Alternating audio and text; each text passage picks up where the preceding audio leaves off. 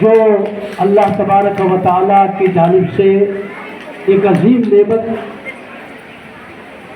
میسر ہوتا ہے لڑکے کو لڑکی کی شکل میں، اس رسم کو ادا کرنے کا نام رسم نکاح ہے، عقد نکاح ہے، اور آج ہم لوگ اس میں شریک ہیں۔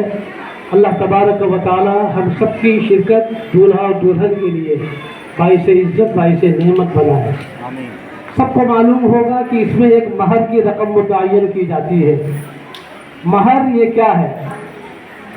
زندگی میں ہر حال میں وہ مہر کی رقم دولہا دلہن کو دینا ہے۔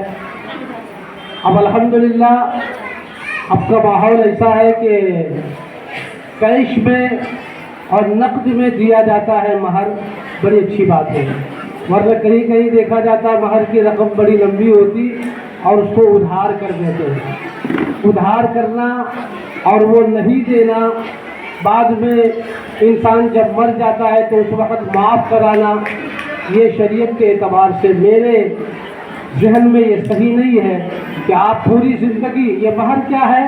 مہر ایک اجنبی لڑکا ایک اجنبی لڑکی کے ساتھ جب زندگی کی شروعات کرتا ہے تو اس شروعات سے پہلے یہ مہر کی ادائیگی واجب ہے۔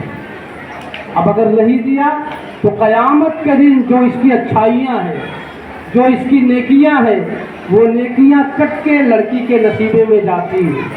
دوستو، یہ نکاح اور یہ مہر اگر آدمی سمجھ لے تو کبھی اس میں خلل نہ کرے اور کبھی اس کے اندر دغا بازی بھی نہ کرے۔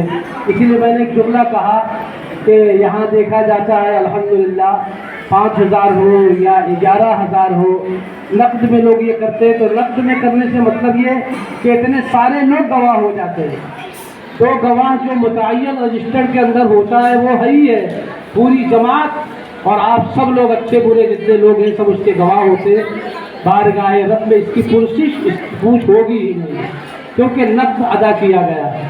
نکاح کو آسان کرنا، نکاح کے مسائل کو آسان کرنا، یہ شریعت مصطفیٰ صلی اللہ تعالی علیہ وسلم میں بہت ضروری ہے۔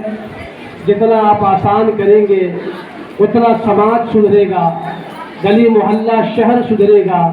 لہذا ایک میسج ہر نکاح کی مجلس سے جانا چاہیے، کیا کہ نکاح کو آسان کرو، نکاح کو مشکل مت کرو، دشوار نہ کرو، تاکہ ڈیفیکلٹ میں لوگ شادی نہ کرے، نکاح نہ کرے اور گناہ ہوتا رہے۔ تو گناہ جب ہوتا ہے سماج بگڑتا ہے، اور ہر گنہگار جو گناہ کرتا ہے اللہ کا خوف، اللہ کا ڈر اس کے دل سے نکل جاتا ہے۔ لہذا یہ نکاح کو عظمت والا سمجھنا چاہیے، اس نکاح کو باعث برکت باعث عزت سمجھنا چاہیے جو اللہ تبارک و تعالیٰ نے ہمیں رسول پاک صلی اللہ علیہ وسلم کی توسط سے، ان کے وسیلے سے ہمیں عطا فرمایا۔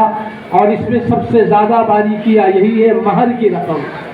مہر دیا، آپ حق زوجیت ادا کرو، اب زندگی بھر معافی تلافی کی بات نہیں ہوگی۔ آپ نے کھانا کھلایا، کپڑے دیا، اچھے لباس دیا، اچھا کھانا کھلایا، اچھا گھر، یہ ساری چیزوں کی سماجک پرسش ہوگی۔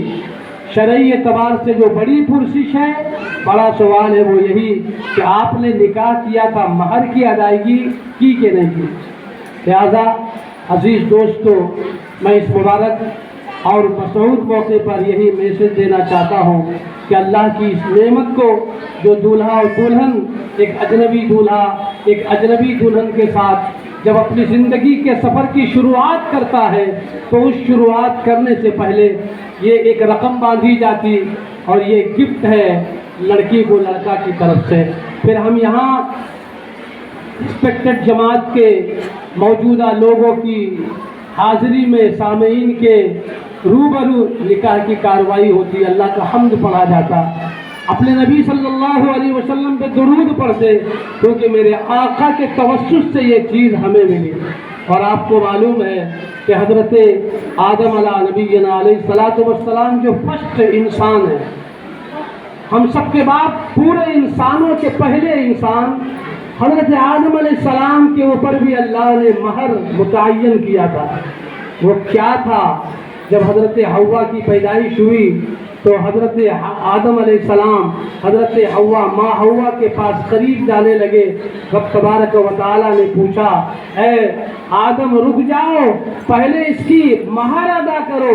وہ مہر کیا تھی حضرات؟ مختصر لفظوں میں کہوں کہ اللہ تبارک و تعالیٰ نے آدم سے کہا، حضرت آدم ہمارے باپ، آپ کے باپ، پوری کائنات کے باپ سے کہا کہ ماں حوا کو تم دیکھنا چاہتے ہو، ان سے قریب ہونا چاہتے ہو، تو تم اس کی مہر اور مہر وہ کہ میرے نبی پر، میرے محبوب پر درود شریف پڑھو.